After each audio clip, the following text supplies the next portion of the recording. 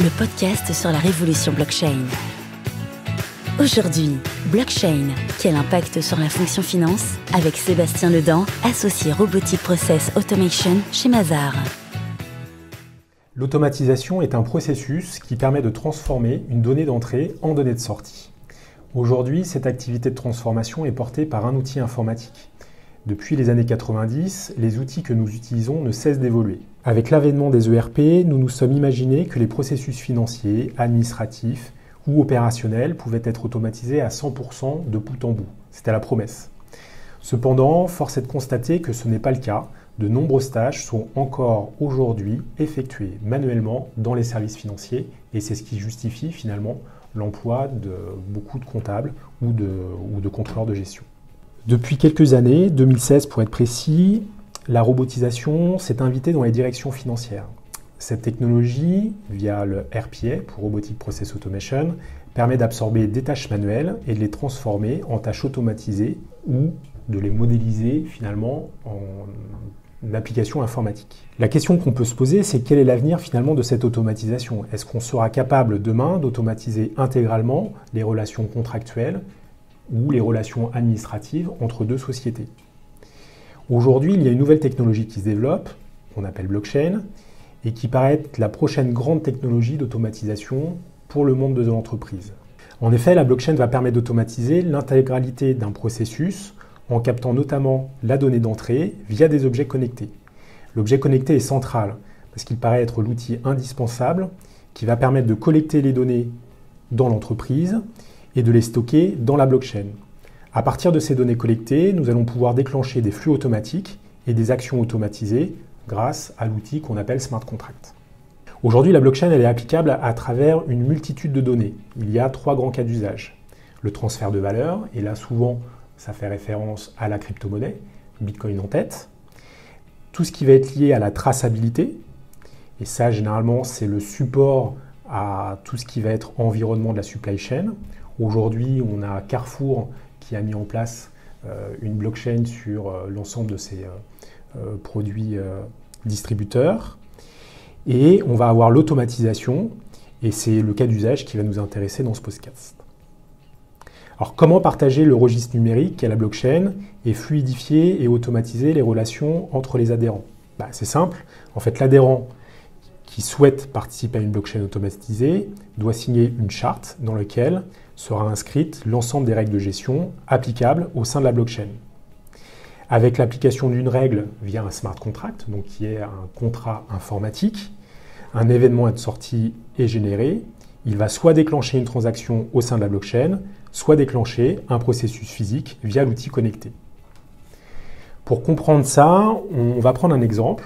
On va prendre la relation client-fournisseur, dite P2P, et on va essayer de voir en fait quels sont les différents échanges administratifs entre ces deux acteurs. On peut synthétiser cette relation en 6 grandes étapes administratives. La signature d'un contrat cadre, la transmission d'une commande, la livraison des produits, la réception de ces produits pour le client et ensuite le processus de facturation et de paiement. Avant de regarder comment la blockchain peut contribuer à fluidifier cette relation administrative, peut-être qu'on peut regarder un petit peu aujourd'hui quels sont les outils existants sur ces 6 grandes étapes. Aujourd'hui, on va parler d'outils type outils de dématérialisation de factures, type OCR, la mise en place de plateformes dédiées de facturation, soit chez le fournisseur, soit chez le client. On peut aussi imaginer des organisations mises en place pour faciliter l'échange des données et le traitement administratif. Et là, on va parler de centres de services partagés. On va pouvoir aussi parler des regroupements de moyens, type GIE, et puis tout ce qui va être outils juridiques, tels que la facturation au nom et pour le compte d'un fournisseur, la facturage pour toute la partie trésorerie. Donc on s'aperçoit que ces outils sont aujourd'hui disponibles, le marché les utilise, cela reste assez complexe dans sa mise en œuvre, mais c'est très performant à l'utilisation.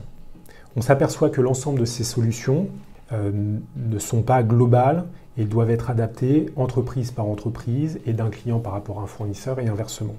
Donc il n'y a pas de solution globale. Donc une des solutions serait peut-être de mettre en place une blockchain qui permettrait justement, à partir du cahier des charges, de fluidifier la relation client et fournisseur. Alors, quelle serait la mécanique? D'abord, on imagine que chez le client et chez le fournisseur, ils aient une application comptable type ERP qui gère l'ensemble des flux, mais également l'ensemble des flux comptables, mais également l'ensemble des flux administratifs, d'où la nécessité d'avoir un ERP.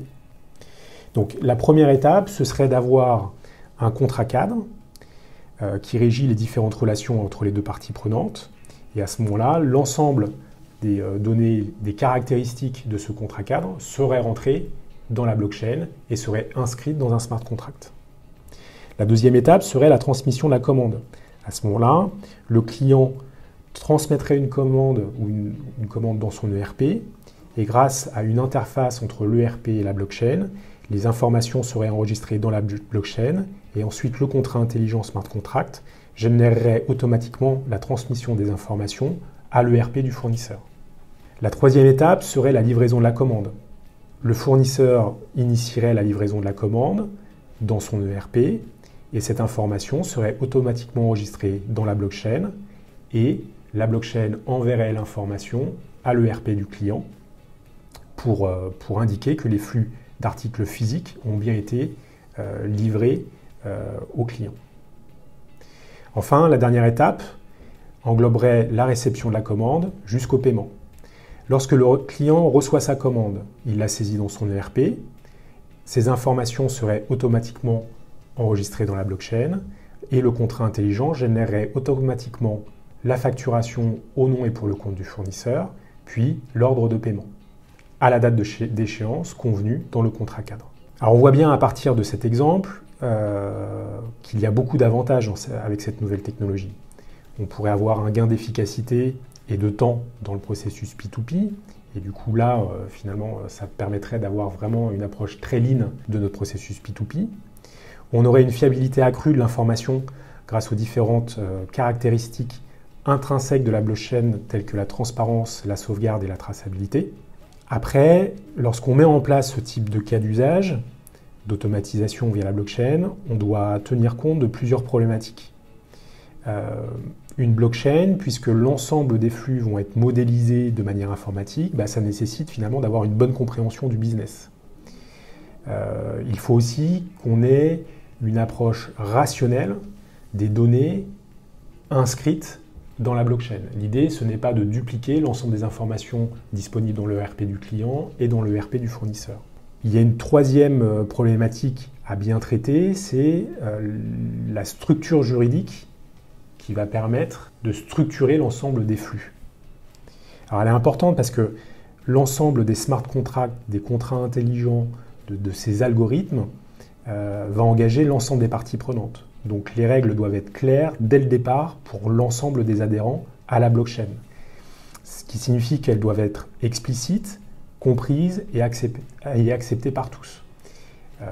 Ce qui est plus compliqué, ce n'est pas forcément d'énoncer la règle, mais plutôt d'identifier l'ensemble des exceptions. Enfin, une quatrième problématique, c'est peut-être la performance technique et énergétique, puisqu'aujourd'hui, la blockchain nécessite beaucoup de puissance de calcul et est très énergivore.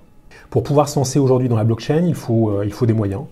Il faut avoir à minima 2 critères sur 3, il faut avoir du budget, du temps et puis un savoir-faire technique. Pour conclure, cette blockchain est sans doute le futur outil utilisé par les entreprises pour modéliser l'ensemble de leurs transactions administratives. Par contre, on imagine bien que cette blockchain va nécessiter de mettre d'accord un ensemble d'acteurs dans un écosystème. Et donc du coup, il va bien falloir que les entreprises, en tant qu'acteurs clients, acteurs fournisseurs, se mettent d'accord sur leur processus pour pouvoir bénéficier de l'ensemble des avantages de la blockchain. Blockchain Talks, le podcast sur la révolution blockchain.